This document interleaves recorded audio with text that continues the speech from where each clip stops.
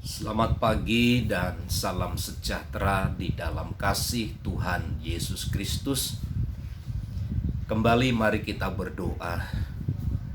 Kami bersyukur karena Engkau yang telah memimpin dan menolong kami. Karena Engkau yang menyediakan kehidupan kepada kami, Kau yang memelihara, Kau yang melawat kami, sehingga kami ada pagi hari ini sungguh semua karena kemurahan dan kebaikan Tuhan. Maka dipuji ditinggikan nama-Mu. Saat kami mendengar dan merenungkan bagian dari firman-Mu, tumbuhkan iman kami kepada Tuhan. Di dalam nama Tuhan Yesus. Amin. Mazmur 106 ayat yang ketiga. Berbahagialah orang-orang yang berpegang pada hukum, yang melakukan keadilan di segala waktu. Alkitab berkata, berbahagialah orang-orang yang berpegang kepada hukum. Hukum yang dimaksud ini bukanlah hukum dan tataran yang diciptakan oleh manusia. Tetapi hukum yang dimaksud di sini adalah mengarah atau tertuju kepada firman Allah, hukum-hukum dan ketetapan-ketetapan Tuhan. Seringkali kebahagiaan itu disalahartikan, kemudian ditempatkan pada tempat yang salah, sehingga yang muncul adalah kebahagiaan yang sifatnya sementara, kebahagiaan manipulatif. Itu sebabnya kebahagiaan yang didasarkan kepada hal-hal yang sifatnya sementara, yaitu materi, entah itu berupa benda-benda yang berharga, entah itu berupa kebanggaan hasil dari kerja lelah dan seterusnya.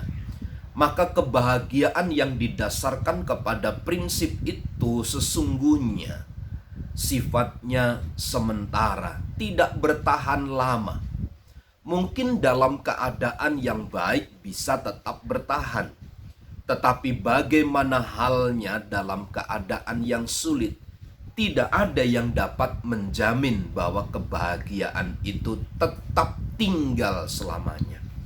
Nah, Bapak Ibu Saudara yang terkasih di dalam Tuhan, maka pemazmur berkata, berbahagialah orang yang berpegang pada hukum. Orang yang menambatkan hidupnya, orang yang berpaut kepada kebenaran firman Allah, hukum dan ketetapan-ketetapan Allah. Dialah sesungguhnya yang berbahagia.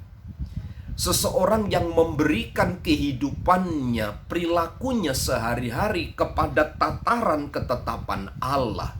Sesungguhnya mereka yang berbahagia. Bagaimana ketetapan Allah itu melekat di dalam pikiran kita. Bagaimana ketetapan Allah itu menjadi prioritas utama kita. Segala sesuatu adalah ketetapan Tuhan. Segala sesuatu adalah hukum-hukum Allah yang terpatri, yang kemudian selalu terpikirkan dalam hidup ini. Maka bahagian yang terbaik bagi orang yang demikian adalah kebahagiaan. Bapak Ibu Saudara, memang kadang-kadang sulit untuk tinggal di dalam ketetapan dan hukum Tuhan, karena itu berlawanan dengan hukum yang ada di depan mata kita. Sulit.